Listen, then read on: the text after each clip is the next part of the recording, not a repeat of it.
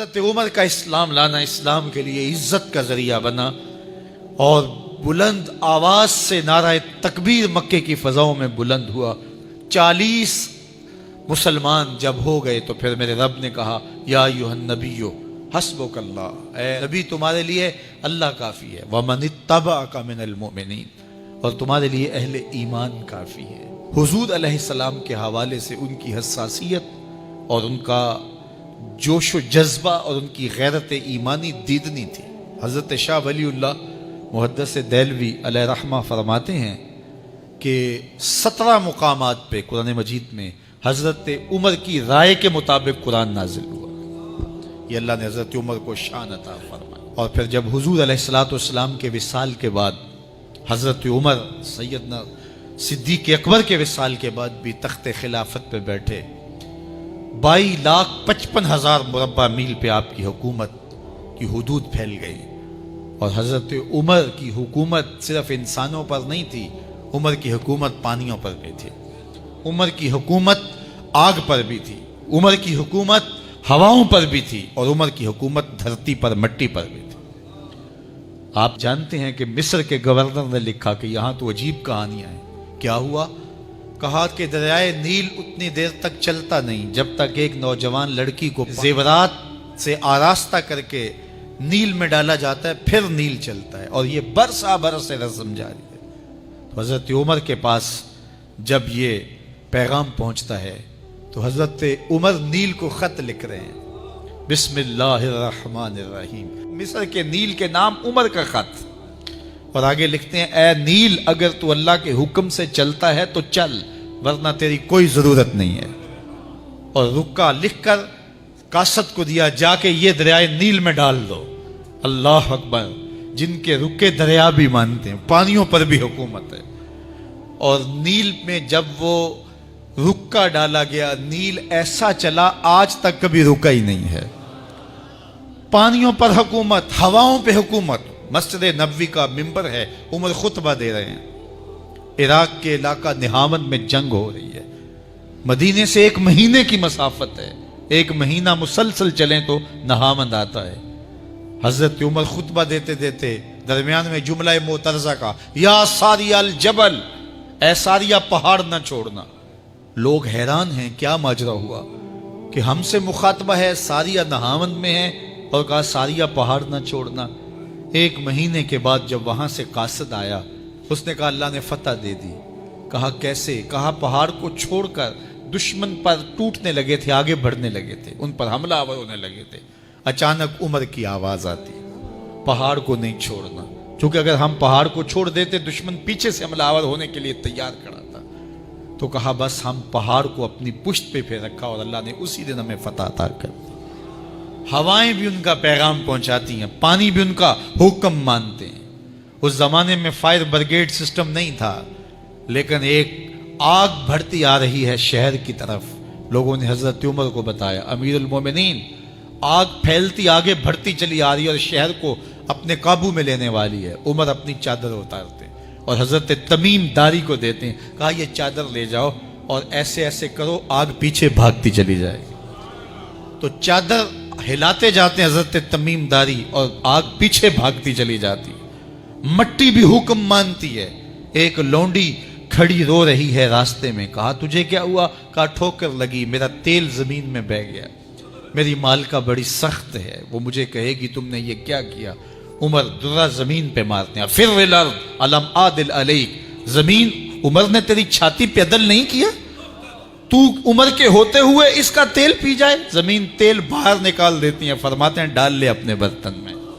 تو یہ عمر کے ان کا حکم مٹی بھی مانتی ہے، ان کا حکم ہوائیں بھی مانتی ہیں، دریا بھی مانتے ہیں، ان کا حکم پانی اور آگ بھی مانتی ہے۔ وہ عمر، میرے حضور فرماتے ہیں ان الشیطان یفر من ذل عمر، میرا عمر وہ ہے جس کے سائے کو دیکھ کے شیطان بھی بھاگ جاتا ہے۔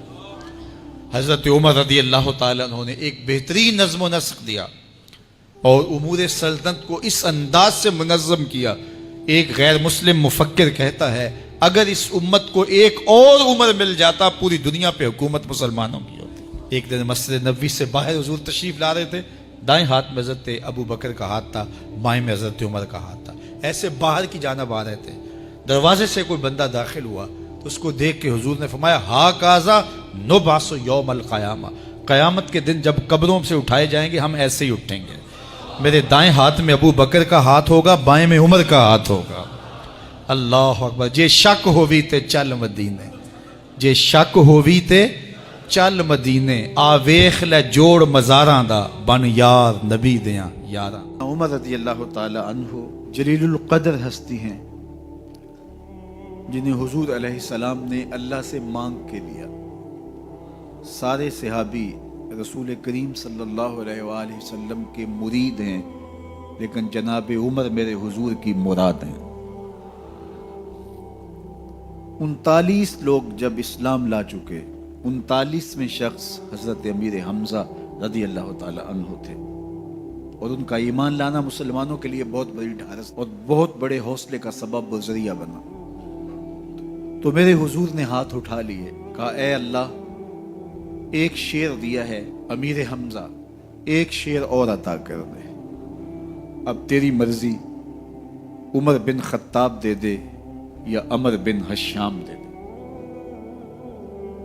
حضور دعائیں مانگ رہے اور یہ ہاتھ میں تلوار لیے غیظ و غضب سے بھرے ہوئے گھر سے نکلتے ہیں کہ بانی اسلام کا چراغ ہی بجھا دینا ہے۔ راستے میں ایک صاحب ملے اور کہا کہ عمر تیور کوئی اچھے نہیں لگتے، خیر تو ہے، کدھر جا رہے ہو؟ کہا چراغ اسلام بجھانے جا رہا ہوں، یہ روز کا مسئلہ ختم ہونے لگا ہے میرے ہاتھوں۔ مسکرا کے بولے گھر کی خبر تو لو۔ کہا میرے گھر کو کیا ہوا؟ کہا تمہاری بہن فاطمہ بھی نوکر بن گئی ہے رسول اللہ صلی اللہ علیہ وسلم کی۔ غصے سے بھرے ہوئے اپنی بہن کے گھر کا رخ کرتے ہیں، اندر سے قرآن پڑھنے کی آواز آ رہی، غصہ اور بڑھ جاتا ہے، دروازے کو زور زور سے کھٹکھٹاتے ہیں۔ اہل خانہ سمجھ گئے ماجرا کیا ہے، گرجدار آواز ہے جناب عمر کی، دروازہ کھولو۔ جلدی سے معلم کو چھپا دیا اور بہن آگے بڑھ کے دروازہ کھولا۔ کہا تم سابی ہو گئے ہو، دین چھوڑ دیا تم نے، بتوں کی وفا ترک کر دی اور بے تحاشا مارنا شروع کیا۔ بہن کا سر پھٹ جاتا ہے، خون بہنے لگتا ہے اور یہ مارتے چلے جاتے ہیں۔ فاطمہ بنت خطاب بولی عمر تم خطاب کے بیٹے ہو، سنو میں بھی خطاب کی بیٹی ہوں، جو ظلم جو جبر کرنا ہے کرو، میں محمد عربی کا دامن نہیں چھوڑوں گی۔ سوچنے پہ مجبور ہو جاتے ہیں وہ کون سی طاقت ہے جس نے بجلیاں بھر دی اس کے اندر۔ کہا جو تم پڑھ رہے تھے مجھے بھی سنا سکتے ہو؟ کہا تمہیں غسل کرنا ہوگا۔ عمر اپنے بدن کو دھو رہے ہیں، میرا رب دل دھو رہا ہے۔ اتنے میں معلم بھی قرآن لے کر آ جاتے ہیں اور قرآن کی تلاوت ہونے لگتی ہے۔ طٰہٰ ما انزلنا علیک القرآن لتشقیٰ، 14ویں رات کے محبوب چاند، ہم نے قرآن اس لیے نازل تو نہیں کیا تھا کہ تم مشقت میں پڑ جاؤ۔ بے تاب ہو گئے، کہا عمر کی عمر برباد ہو گئی، مجھے لے چلو حضور کی چوکھٹ پہ۔ تلوار حمائل کی ہے، بہنوئی ساتھ ہیں، اور حضور کی بارگاہ میں حاضر ہو رہے ہیں۔ دروازے کے سوراخوں سے دیکھا تو صحابہ تشویش کا اظہار کرنے لگے کہ عمر آ رہا ہے، تلوار حمائل کی ہے، ارادے اچھے نہیں لگتے۔ جناب امیر حمزہ نے کہا دروازہ کھول دو، اچھی نیت سے آیا تو استقبال کریں گے، نیت اچھی نہیں ہے تو اس کی تلوار سے اس کی گردن کاٹ دیں گے۔ حضور کے سامنے جا کے بیٹھ گئے، گلے میں کپڑا ڈالا تو حضور نے پکڑ کے کہا عمر ابھی وقت نہیں آیا کہ تم اسلام لے آؤ؟ یہی وقت تھا عمر کے اسلام لانے کا۔ لبوں پہ کلمہ جاری ہو گیا، اللہ اکبر کی صدا اس زور سے گونجی کہ مکے کی گلیاں گونجنے لگیں۔ اسلام لانے کے بعد حضور سے پوچھتے ہیں حضور کیا ہم حق پر نہیں ہیں؟ فرمایا ہم حق پر ہیں۔ اللہ کا دین سچا نہیں ہے؟ کہا اللہ کا دین سچا ہے۔ آپ اللہ کے سچے نبی نہیں ہیں؟ فرمایا میں اللہ کا سچا نبی ہوں۔ تو کہا پھر ہم چھپ کے عبادت کیوں کریں؟ اب مسلمانوں کی دو صفیں بنتی ہیں، ایک صف کی قیادت امیر حمزہ کرتے ہیں، دوسری صف کے آگے آگے عمر بن خطاب چلتے ہیں اور حضور درمیان میں ہیں، اور یہ ملکوتی قافلہ صحن حرم میں آ کے اعلانیہ عبادت کرتا ہے۔ حضرت عبداللہ ابن مسعود رضی اللہ تعالیٰ عنہ فرماتے ہیں عمر کا اسلام لانا اسلام کے لیے عزت کا سبب بنا، اسلام کے وقار کی علامت بن گیا۔ ایک ایک کے دروازے پہ جا کے دروازہ کھٹکھٹا کے کہتے ہیں، وہ تو اور خبر سننے کے لیے بے چین تھے کہ یہ بانی اسلام کی زندگی کا چراغ بجھانے گیا تھا، کوئی خبر لایا ہوگا۔ وہ کہتے ہیں آؤ عمر کدھر آئے ہو؟ کہا تمہیں بتانے آیا ہوں، کمزوروں سے پنجہ آزمائی کرتے رہے ہو، آؤ میرے سے بات کرو، میں محمد عربی کا نوکر بن گیا ہوں۔ اللہ اکبر۔ میرے حضور نے فرمایا جب اچھے لوگوں کا ذکر کرو تو میرے عمر کا ذکر بھی کیا کرو۔ میرے عمر کی زبان پر حق بولتا ہے، سچ بولتا ہے۔ ان الشیطان یفر من ظل عمر، عمر کے سائے کو دیکھ کے شیطان بھاگتا ہے۔ اللہ اکبر۔ اسلام لائے تو زندگی کی ایک ایک سانس اسلام کے لیے وقف کر دی، حضور کا پہرا دیا، حضور کی ناموس کا پہرا دیا، حضور کی شریعت کا پہرا دیا۔ اسلامی فتوحات پھیلی تو پھیلتی ہی چلی گئیں، کبھی مصر فتح ہو رہا ہے، کبھی ایران فتح ہو رہا ہے، آرمینیا تک مسلمانوں کی افواج پہنچتی ہیں۔ 22 لاکھ مربع میل پر حضرت عمر رضی اللہ تعالیٰ عنہ کی سلطنت پھیل جاتی ہے۔ عدل و انصاف کا دورہ ہوتا ہے۔ زمانے نے دیکھا کہ غیر مسلم بھی عدالت میں کھڑا ہے تو اسے خوف نہیں ہوتا تھا کہ میرے سے ناانصافی ہوگی، اس لیے کہ حکومت عمر کی چل رہی ہے۔ وہ بھی مطمئن ہوتا تھا کہ میرے ساتھ انصاف ہو۔ عبداللہ بن عمر اور عبید اللہ بن عمر بصرہ سے گزر رہے تھے ایک جنگ سے واپسی پر، تو حاکم بصرہ نے آپ کو کچھ پیسے دیے کہ یہ مال غنیمت میں جا کے جمع کروا دینا، اور پھر خود ہی مشورہ دیا کہ عراق کے اندر فلاں فلاں چیز بہت سستی مل جاتی ہے اور حجاز میں ان چیزوں کی قیمت زیادہ ہے، تو اگر آپ ایسا کر لیں کہ یہ ان پیسوں سے خرید لیں اور جا کے مدینہ المنورہ میں فروخت کر دیں تو جو زائد پیسے آپ کمائیں گے وہ آپ کے ہوئے، اور یہی اشرفیاں جو میں نے دی ہیں آپ کو، اتنی اشرفیاں بیت المال میں جمع کروا دینا۔ تم نے محنت کی ہوگی، تجارت کی ہوگی، تو جتنے بچیں گے وہ آپ کے ہوں گے۔ تو انہوں نے کہا بہت اچھا، وہاں سے مال خرید لیا، مدینہ المنورہ میں آ کے بیچ دیا۔ جتنی اشرفیاں انہوں نے وہاں سے دی تھی بیت المال کے لیے، اتنی بیت المال میں جمع کروا دی۔ حضرت عمر رضی اللہ تعالیٰ عنہ کو پتہ چلا، بیٹوں کو بلایا، کہا کہ سنا ہے تم نے کوئی کمائی کی ہے؟ کہا جی ہم نے تو تجارت کی اور جو مال لیا تھا اتنا مال بیت المال میں جمع کروایا ہے۔ کہا تم بیت المال کے پیسوں پر کمائی کی ہے، وہ پیسے بھی تمہیں بیت المال میں جمع کروانے پڑیں گے۔ یہ عمر ہیں رضی اللہ تعالیٰ عنہ۔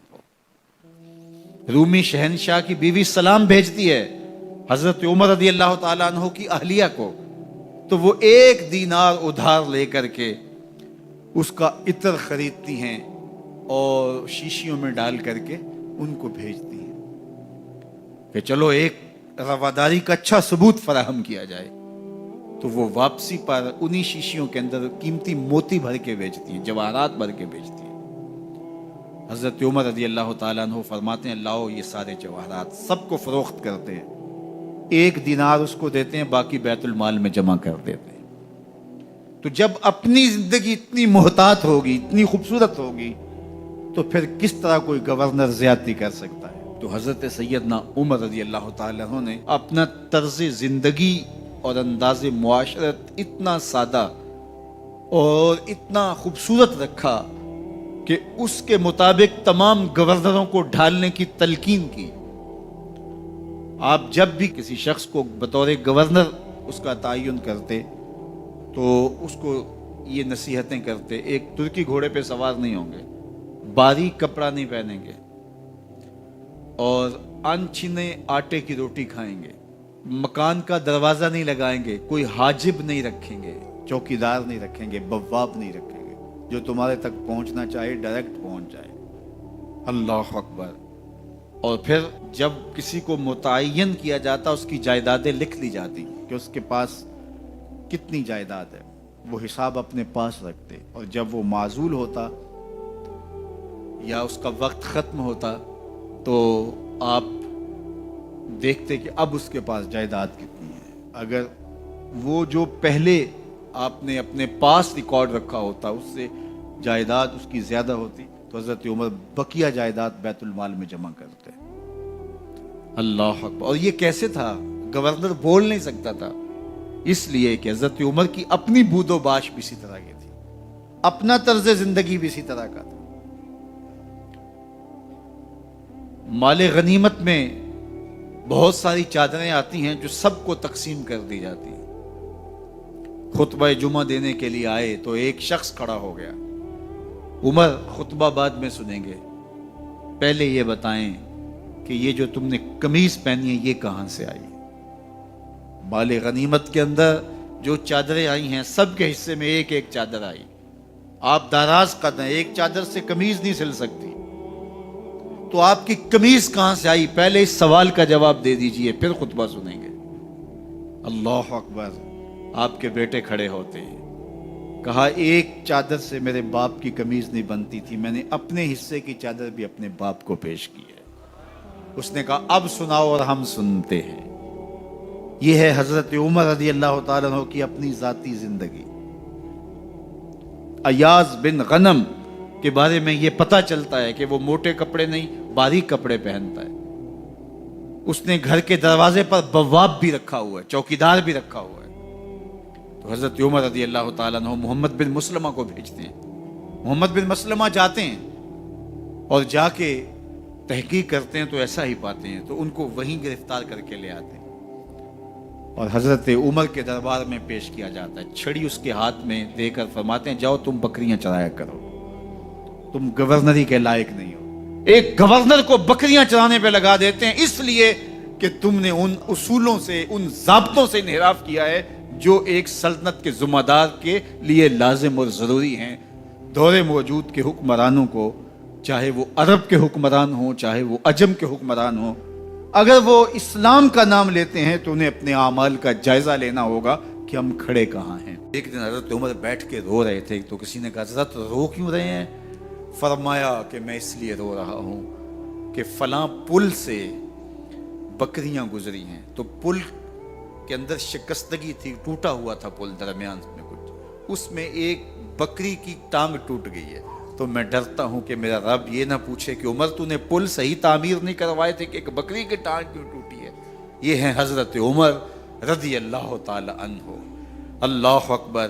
تو اللہ تعالیٰ جل شانہ نے حضرت سیدنا عمر بن خطاب رضی اللہ تعالیٰ عنہ سے جو کام لیا، مختصر دور خلافت کے اندر 10 سال 6 ماہ 4 دن آپ نے خلافت فرمائی ہے، لیکن کہاں سے چلے اور یہاں مکران تک، بلوچستان کا حصہ ہے، یہاں تک آپ کے سلطنت کی حدود وسیع، ادھر آرمینیا تک جا پہنچے، حمص فتح کیا، قادسیہ، یرموک، آپ ذرا دیکھیے کہ کہاں تک آپ کی فوجوں کے گھوڑے دوڑتے رہے، اور اللہ تعالیٰ جل شانہ نے ان کو جو توانائی، عدل و انصاف کی قوت عطا فرمائی۔ اللہ اکبر! جب زمین پہ عدل کیا ہو تو زمین بھی حکم مانتی ہے، اور حضرت عمر وہ تھے جن کا حکم ہوائیں بھی مانتی تھی، زمین بھی مانتی تھی، جن کا حکم جو ہے وہ آگ بھی تسلیم کرتی تھی اور دریا بھی ان کا حکم مانا کرتے تھے۔ مصر کے اندر یہ رسمیں بد جاری تھی کہ سال کے بعد ایک دوشیزہ کو زیورات پہنا کے اچھے لباس میں ملبوس کر کے دریا کی بھیڑ چڑھایا جاتا، اس کی قربانی دی جاتی، اس کا خون بہتا تو دریا چلتا۔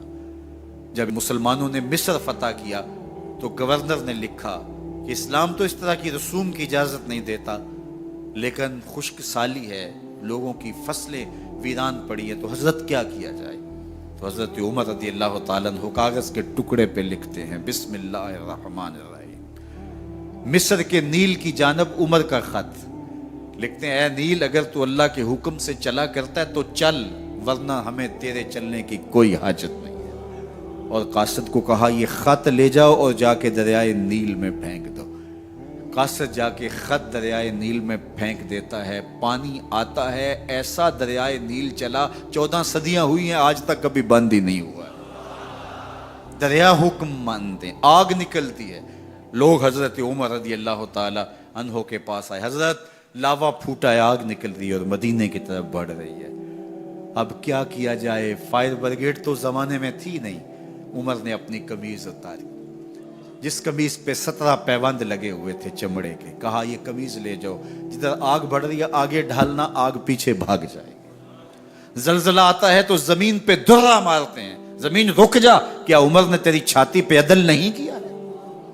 تو یہ عمر ہیں رضی اللہ تعالی عنہ کہ جن کے انصاف کی وجہ سے، جن کے عدل کی وجہ سے اللہ تعالیٰ کی رحمات اور اس کی برکات کا نزول ہوتا تھا، اور اللہ تعالیٰ نے مسلمانوں کو وہ آبرو مند حکومت دی۔ کائنات کی تاریخ کے اندر ایسی حکومت آپ نے نہیں دیکھی ہوگی جو حضرت عمر نے حکومت کی ہے۔ اللہ اکبر۔ فرمایا فرات کے کنارے پہ ایک کتا بھی پیاسا مر گیا تو اس کا حساب بھی عمر سے ہوگا۔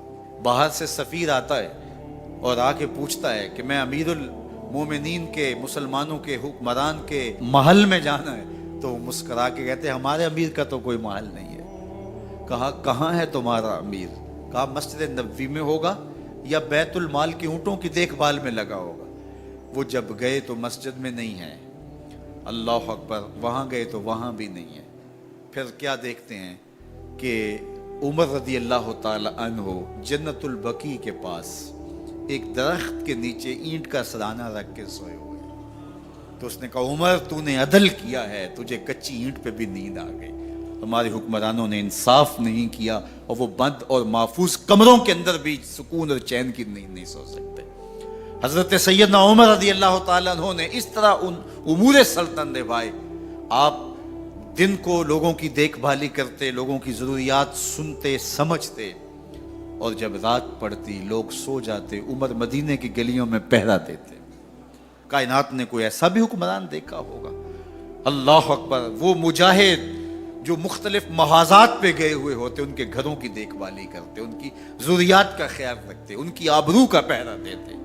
راتوں کی تنہائیوں کے اندر حضرت عمر اٹھتے اور جا کے گشت کرتے، چکر لگاتے، دیکھتے کوئی آنکھ پر نم نہ ہو، مفلسی کا کسی گھر میں ماتم نہ ہو۔ حضرت عمر رضی اللہ تعالیٰ عنہ جب ایمان لائے تو آپ نے ایک ایک کافر کے گھر کے دروازے پہ کھڑے ہو کے کہا کہ تم کمزوروں کو مارتے تھے، میں تمہیں بتانے آیا ہوں میں محمد عربی کا نوکر بن گیا ہوں۔ بلکہ آپ نے اعلان کیا جس نے اپنی بیوی کو بیوہ اور بچوں کو یتیم کروانا ہو اور اپنے ماں باپ کی کمر کو جھکانا ہو، وہ عمر کے مقابلے میں آئے۔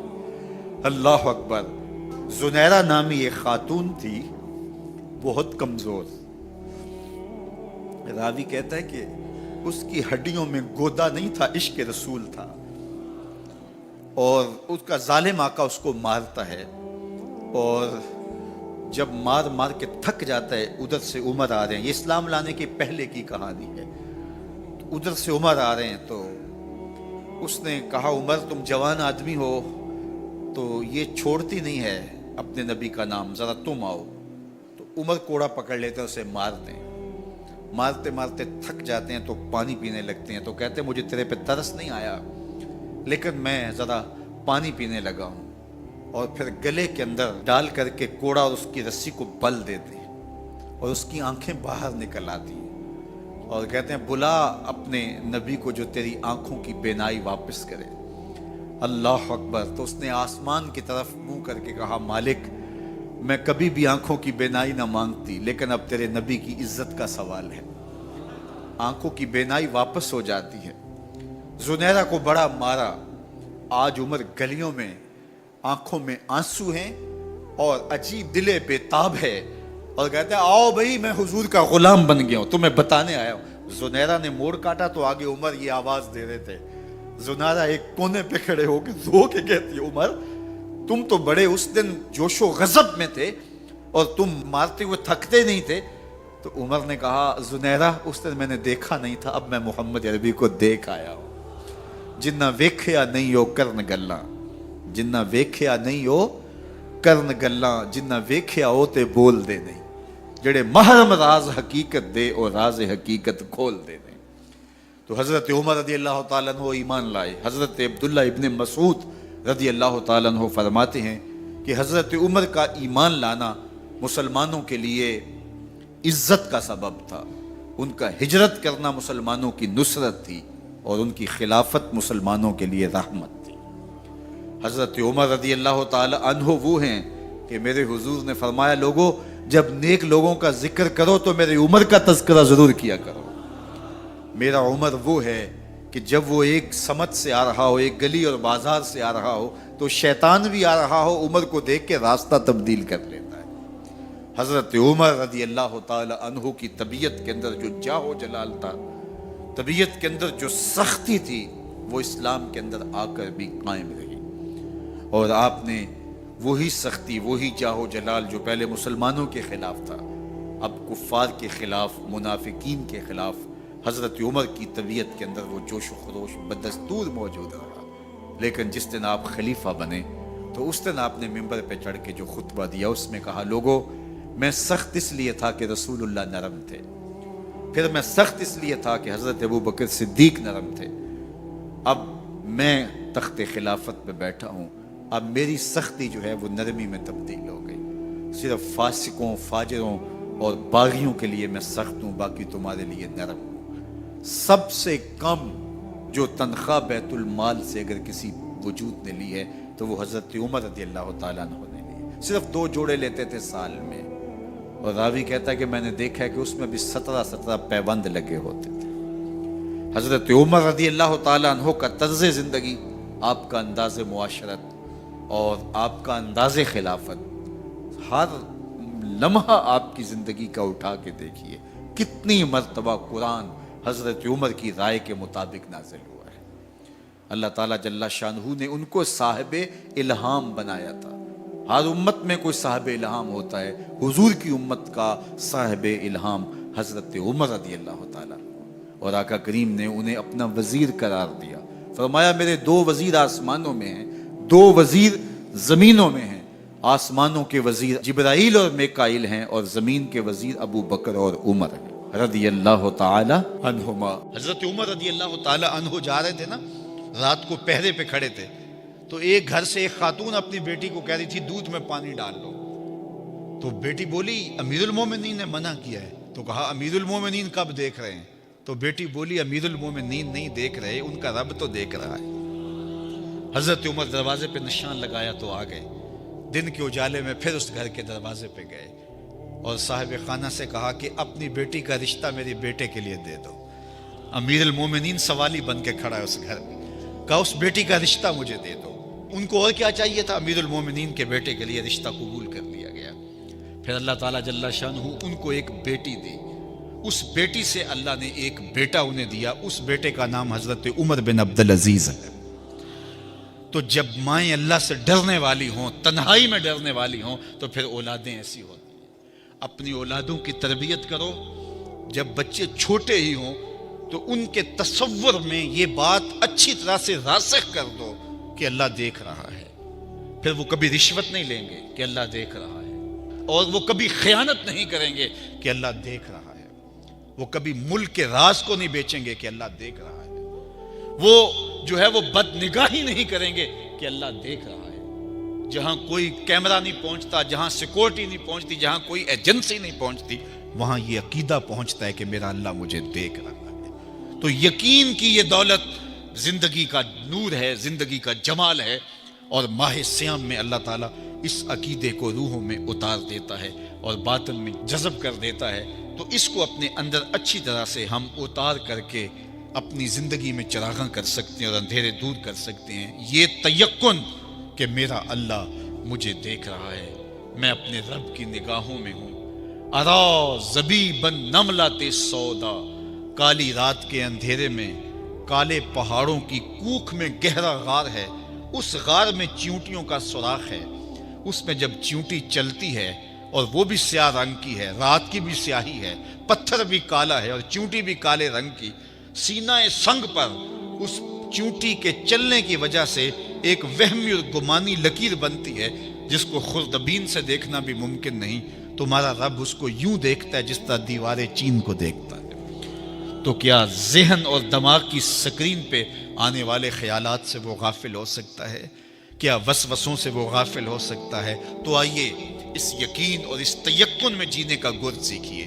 دیکھیے زندگی کتنی نور علی نور ہو جائے گی کہ میرا اللہ مجھے دیکھ رہا ہے، میرا اللہ مجھے ملاحظہ کر رہا ہے، میں اس کی نظروں سے، اس کی نگاہوں سے پوشیدہ نہیں. جب حالات بہت کٹھن ہو گئے مکہ المکرمہ کے اور اللہ کی طرف سے ہجرت کا حکم آنے والا تھا، تو حضرت ابو بکر رضی اللہ تعالی عنہ کو حضور نے کہا کہ اے ابو بکر تیار رہنا، امر الہی کے آتے ہی ہم اس شہر کو چھوڑ دیں گے. اور پھر وہ وقت آیا کہ جب کفار نے حضور کے گھر کا محاصرہ کر لیا. آقا کریم علیہ السلام کو معاذ اللہ شہید کرنے کے ارادے سے ارد گرد جمع ہو گئے. آقا کریم علیہ السلام نے ہاتھ میں خاک پکڑی اور سورہ یاسین پڑھتے ہوئے ان کی آنکھوں میں جھونکتے ہوئے حضور گزر گئے اور انہیں پتہ بھی نہ چلا، اور وہ مکان کا محاصرہ کیے ساری رات کھڑے رہے.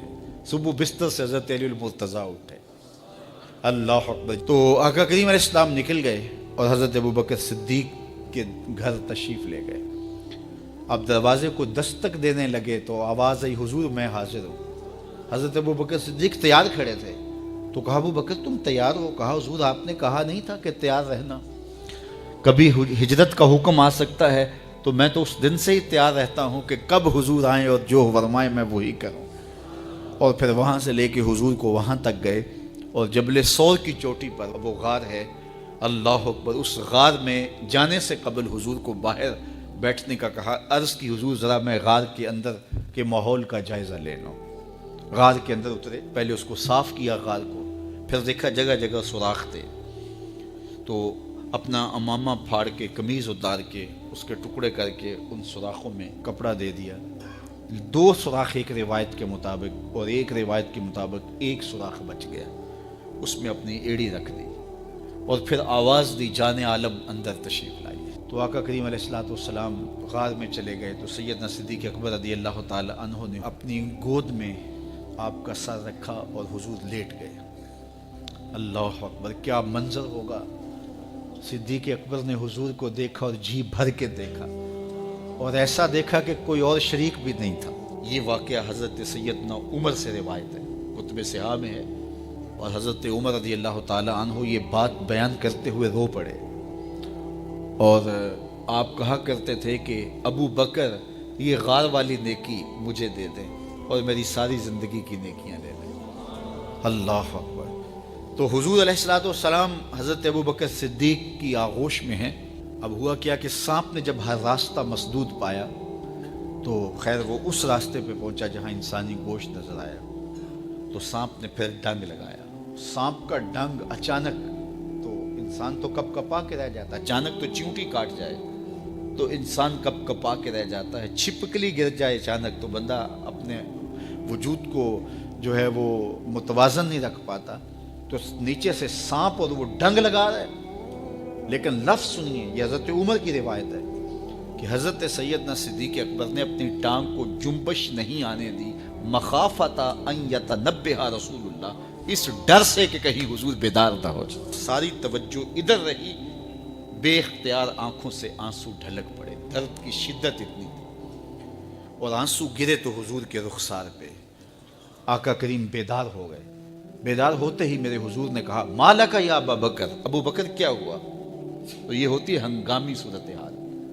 ہنگامی صورتحال میں کسی کو پکاریں یا کسی کو کوئی جواب دیں تو مروجہ آداب کی رعایت کے ساتھ جو لفظ بولے جاتے ہیں وہ ترک کرنے پڑتے ہیں. اس مائک میں کرنٹ تھا تو میں قریب ہونے لگا تو آپ نے مجھے متنبہ کرنا تھا.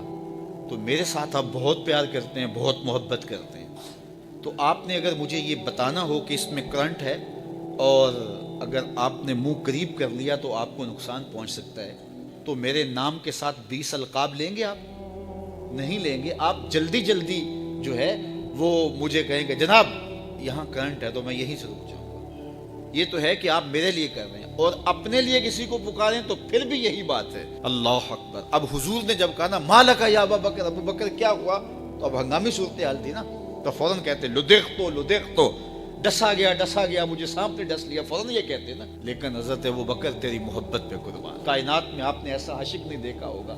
سانپ ڈنگ پہ ڈنگ لگا رہا ہے اور ٹانگ شل ہو گئی ہے، زہر سرایت کر گیا ہے. حضرت ابوبکر نے جواب دیا لدغت فداک امی و ابی یا رسول اللہ.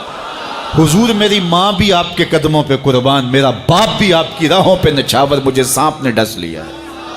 تو اس مشکل وقت کے اندر بھی ادب کا کرینہ نہیں چھوڑ. حضرت معاذ بن جبل رضی اللہ تعالی عنہ حضور کے روضہ انور کے پاس بیٹھ کے رو رہے تھے اور زاروں کے تار رو رہے تھے. حضرت عمر رضی اللہ تعالیٰ عنہ گزرے تو رک گئے، کہا معاذ کیا ماجرا ہے؟ تو حضرت معاذ بن جبل نے کہا کہ اس مبارک روزے کے مکین کا ایک فرمان یاد آیا جس نے مجھے رلا دیا. کہا وہ کیا فرمان تھا؟ کہا میرے حضور نے ارشاد فرمایا تھا کہ تھوڑی سی ریا بھی شرک ہے. بہت زیادہ ریا تو دور کی بات ہے، تھوڑی سی ریا بھی شرک ہے. تو اللہ کی بارگاہ میں دعا کرتے ہیں اللہ ہمیں ریا سے ہمیشہ محفوظ فرمانا. اس کی چالیں بہت باریک ہیں، تو اپنے آپ کو ہمیشہ ریا سے بچائیں اور ایک دوسرے کے لیے بھی یہ دعا کریں، چونکہ ریا عمل برباد کر دیتی ہے اور کسی بھی عمل کو، کسی بھی گناہ کو شرک نہیں کہا گیا سوائے ریا کے. ریا کو شرک اصغر کہا گیا. حضرت ابو ہریرہ رضی اللہ تعالیٰ عنہ فرماتے ہیں کہ حضور علیہ السلام نے ارشاد فرمایا جب الحزن سے اللہ کی پناہ مانگو. عرض کی یا رسول اللہ صلی اللہ علیہ وسلم جب الحزن کیا ہے؟ کہا یہ جہنم میں ایک وادی ہے اور یہ وادی اتنی خطرناک ہے کہ خود جہنم ایک دن میں 400 مرتبہ اس سے پناہ مانگتی ہے. صحابہ نے حضور سے عرض کی اے اللہ کے محبوب صلی اللہ علیہ وسلم وَمَن يَدْخُلْهَا، اس میں داخل کون ہوگا؟ تو حضور نے ارشاد فرمایا وہ قاری، وہ علماء جو اپنے اعمال لوگوں کے دکھلاوے کے لیے کرتے ہیں، اس میں وہ ڈالے جائیں گے، وہ پھینکے جائیں گے. یعنی یہ اتنی دردناک وادی ہے کہ اس سے ایک دن میں 400 مرتبہ خود جہنم بھی پناہ مانگے. چونکہ یہ دکھاوے کا جو معاملہ ہے یہ بڑا ہی نازک سا ہے، یہ بڑا ہی حساس ہے. کالی چادر پر کالے رنگ کی چیونٹی کالی رات میں چلے تو اس کو کون دیکھ پائے گا؟ یعنی اس کا پتہ ہی نہیں چلتا. لیکن جو ریا ہے اس کی چال اس سے بھی زیادہ باریک ہے. بندہ باز کا سمجھ رہا ہوتا ہے کہ میں ٹھیک ہی چل رہا ہوں، لیکن پردے کے پیچھے ریا چل رہی ہوتی ہے. یعنی کسی کو سمجھ نہ آئے یہ تو دور کی بات ہے، بعض کا بندہ خود بھی جو ہے وہ غیر محسوس ریا کا شکار ہو رہا ہوتا ہے. اب یہ حدیث جو ہے وہ خاص طور پہ ہماری زندگی کے اندر ہمیں پلے باندھنے کی ہے، اور ہمیشہ اگر یہ حدیث ہمیں ملحوظ رہے تو کبھی بھی ہمیں اپنے کام پر تکبر پیدا نہیں ہوگا کہ ہم نے اتنا کام کیا ہے، پتہ نہیں ہمارا کام کسی ریا کا شکار نہ ہو گیا ہو.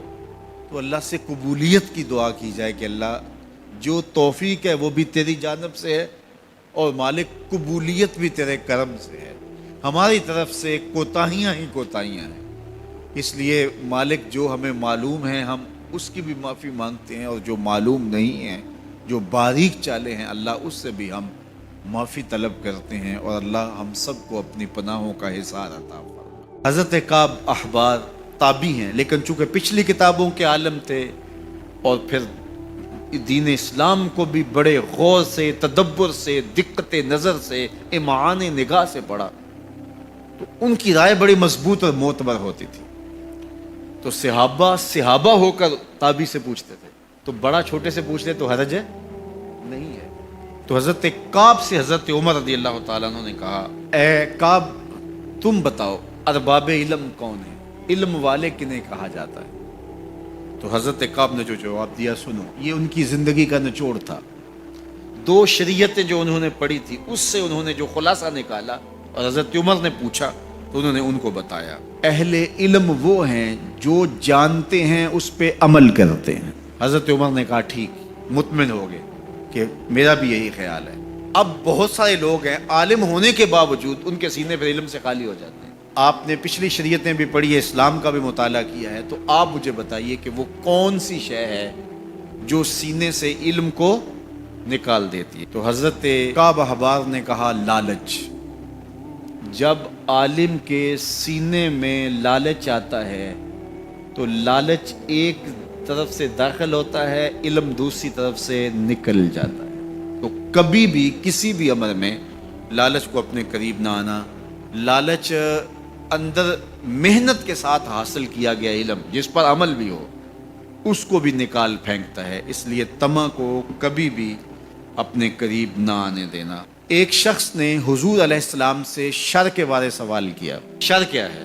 فرمایا مجھ سے شر کے بارے نہ پوچھا کرو، مجھ سے خیر کے بارے میں پوچھا کرو۔ یہ بات حضور نے 3 مرتبہ کہی، پھر حضور نے ارشاد فرمایا، ظاہر سوال ہوا تھا جواب تو دینا تھا، فرمایا کہ سب سے بڑی شر علماء کی شر ہے۔ کسی بھی معاشرے کے اندر، کسی بھی قوم کے اندر جب علماء شریر ہو جائیں تو پھر کچھ باقی بچتا ہی نہیں۔ چوں کفر از خانہ کعبہ برخیزت کجا ماند مسلمانی۔ بزرگ کہتے ہیں جب کعبے سے کفر اٹھ کھڑا ہو تو پھر مسلمانی کہاں رہے گی؟ تو جب علماء ہی شر کے منبع بن جائیں، شر کے مصدر بن جائیں، ان کے وجود سے شر پھوٹے اور ان کی زبان ہی شر اگلے اور ان کے لہجے ہی نفرتیں بانٹیں، تو پھر مجھے بتاؤ کہ خیر کہاں ہو؟ اور سب سے بڑی خیر وہ بھی اچھے علماء، یعنی آپ اگر کائنات کے سب سے اچھے لوگ ڈھونڈنے نکلیں تو وہ بھی آپ کو علماء سے ہی ملیں، اور سب سے شریر لوگ ڈھونڈنے نکلیں تو وہ بھی علماء سے ملیں۔ تو اس لیے آپ معاشرے کے، امت کے اچھے لوگ بننے کی کوشش کریں۔ اللہ مجھے آپ کو اپنی خاص پناہوں میں اور خاص کرم نوازیوں میں رکھے۔ اسلام کا وہ دور ہے کہ جب حضور مسجد نبوی سے باہر نکلتے ہیں تو آگے حضرت عمر و ابو بکر رضی اللہ تعالی عنہما کھڑے ہیں، چہرے کے اوپر عجیب اداسی ہے۔ کہا عمر، ابو بکر اس وقت کیوں کھڑے ہو؟ عرض کی حضور بھوک نے گھر میں ٹکنے نہیں دیا، ہم نے چاہا حضور کا چہرہ دیکھ لیں تو کچھ پیاس بجھ جائے، کچھ بھوک مٹ جائے۔ حضور نے فرمایا میرا حال بھی یہی ہے، جس چیز نے تجھے گھروں سے نکالا ہے وہی چیز مجھے گھر سے نکال لائی ہے۔ چلتے ہوئے حضرت ابو ایوب انصاری کے گھر کے قریب سے گزرے،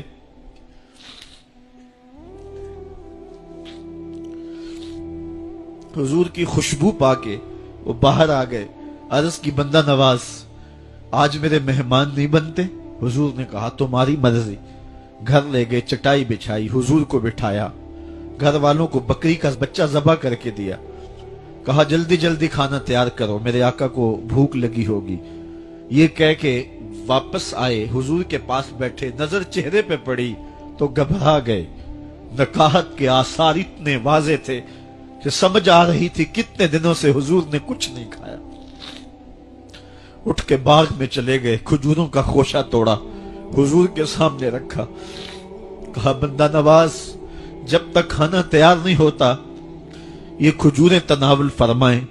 تھوڑی دیر کے بعد کھانا دسترخوان پہ لگ گیا، حضور سے عرض کی گئی حضور آئیں کھانا تناول کر لیں۔ دسترخوان پر تشریف فرما ہو کر کے حضور نے ایک روٹی لی اور چند بوٹیاں اٹھائیں اور ایک خادم کو بلا کر کے کہا جاؤ ہمارے گھر دے آؤ، میری بیٹی فاطمہ کتنے دنوں سے بھوکی۔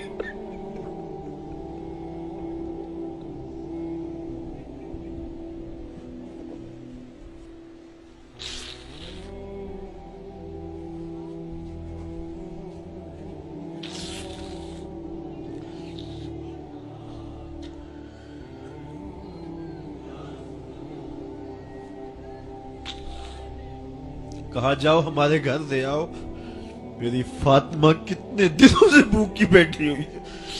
مال کے کونین ہیں گو پاس کچھ رکھتے نہیں، دو جہاں کی نعمتیں ہیں ان کے خالی ہاتھ میں۔